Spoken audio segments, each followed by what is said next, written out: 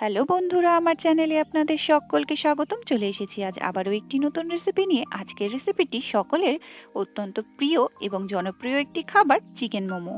এই চিকেন মোমো বেশ কয়েকটি টিপস ফলো করলে আপনারাও রেস্টুরেন্টের মতো তৈরি করতে পারবেন। এই চিকেন মোমো তৈরি করার জন্য সবার প্রথমে আমি একটি বাটি নিয়ে নিলাম। অ্যাড করছি 400 গ্রাম চিকেন। এই চিকেনটিকে আমি মিক্সিতে পেস্ট করে নিয়েছি। অ্যাড করছি কুচনো পেঁয়াজ, অ্যাড করে দিচ্ছি স্প্রিং অনিয়ন, অ্যাড করছি ধনেপাতা, অ্যাড করে দিচ্ছি আদা, রসুন এবং কাঁচা লঙ্কা কুচি, অ্যাড করছি স্বাদ মতো নুন, হাফ চামচ গোলমরিচের গুঁড়ো এবং 2 চামচ সাদা তেল। এই সাদা তেলটি ব্যবহার করার ফলে মোমোর মধ্যে একটা জুসিনেস আসে।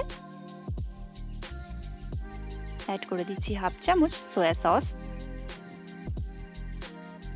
এবং সবশেষে অ্যাড করে দেব হাফ পাতিলেবুর রস। এই পাতিলেবুর রস দেওয়ার ফলে চিকেনের গন্ধটি আর থাকে না। এবার এই সমস্ত উপকরণগুলোকে খুব ভালোভাবে মিক্সড করে নেব।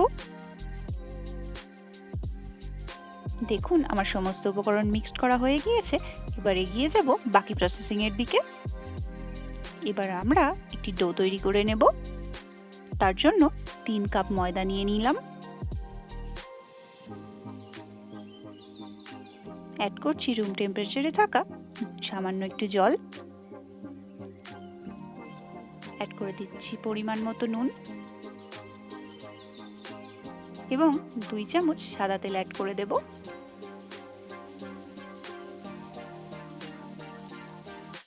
সমস্ত উপকরণগুলোকে ভালোভাবে মিক্স করে আমাদেরকে একটি ডো তৈরি করে নিতে হবে।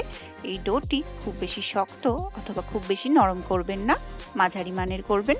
আমার ডোটি রেডি হয়ে গিয়েছে। এই ডো থেকে বেশ কিছুটা অংশ নিয়ে আমি এরকম লম্বা করে নিয়েছি। এবার এগুলোকে ছুরির সাহায্যে সেম সাইজে করে কেটে নেব। এগুলি ছুরির সাহায্যে সেম সাইজ করে কেটে নেবার ফলে প্রত্যেকটি রুটি প্রায় সেম সাইজের তৈরি হয়। আপনারা চাইলে একটি বড় রুটি বেলে নিয়ে সেটাকে গোল কুকি কাটারের সাহায্যে অথবা গোল কোনো বাটির সাহায্যে সেম করে অনেক কটা রুটি তৈরি করে নিতে পারেন। আমি এখানে সিঙ্গেল একটা করে রুটি তৈরি করছি। আপনাদের এখানে যেটি সুবিধা হবে আপনারা সেটাই করবেন। দেখুন, আমি একটা পাতলা রুটি তৈরি করে নিয়েছি। আপনারাও ঠিক এরকম পাতলা এবং এরকম সাইজের একটি রুটি তৈরি করে নেবেন। এবার আমি আপনাদেরকে মোমোটা ফোল্ড করে দেখাবো। 1 চামচ স্টাফিং অ্যাড করে দিলাম। একটু মনোযোগ সহকারে দেখবেন আমি ঠিক কিভাবে মোমোটি ফোল্ড করছি। আজ আমি আপনাদের সাথে 2 রকম স্টাইলে মোমো ফোল্ড করে দেখাবো। আপনাদের কাছে যেটি সুবিধাজনক বলে মনে হবে এবং সহজ বলে মনে হবে আপনারা ঠিক সেইভাবেই সেই স্টাইলটা ফলো করে মোমোটা তৈরি করে নেবেন। দেখুন, দেখতে দেখতে আমার একটি মোমো ফোল্ড করা কমপ্লিট। একটা মোমো আমার রেডি। এবার আপনাদের সাথে আমি সেকেন্ড ডিজাইনটি দেখাবো। দেখবেন অনেক দোকানে বা অনেক রেস্টুরেন্টে ঠিক এই পাতা শেপে করে মোমো তৈরি হয়।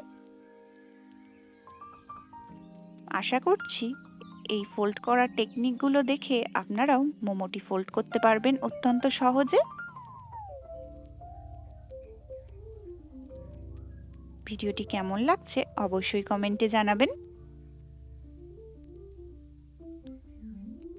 এভাবে একে একে করে আমি সব কয়টি মোমো ফোল্ড করে নিয়েছি। দেখুন, 2 রকম মোমোই আমি ফোল্ড করে নিলাম। মোমো মেকারের নিচের পাটে জলটা যখন গরম হয়ে আসবে সেই পর্যায়ে আমি সামান্য অয়েল ব্রাশ করে দিচ্ছি। এই অয়েল ব্রাশ করার ফলে মোমোগুলি জড়িয়ে যাবে না। এবার একে একে সব কয়টি মোমোকে আমি মোমো মেকারের মধ্যে দিয়ে দিচ্ছি। একটুখানি গ্যাপ রেখে মোমোগুলিকে আপনারা সাজিয়ে নেবেন। আপনাদের কাছে যদি মোমো মেকার না থাকে সেক্ষেত্রে কোনো ছিদ্রযুক্ত বাটি বা ছিদ্রযুক্ত থালার উপরে আপনারা মোমোটি তৈরি করতে পারেন। এই মোমোটিকে 15 থেকে 20 মিনিটের জন্য স্টিম দিলেই আমাদের মোমো একদম তৈরি হয়ে যাবে। দেখুন মোমোগুলি কত সুন্দর তৈরি হয়েছে। এবার একে একে মোমোগুলিকে তুলে নেব।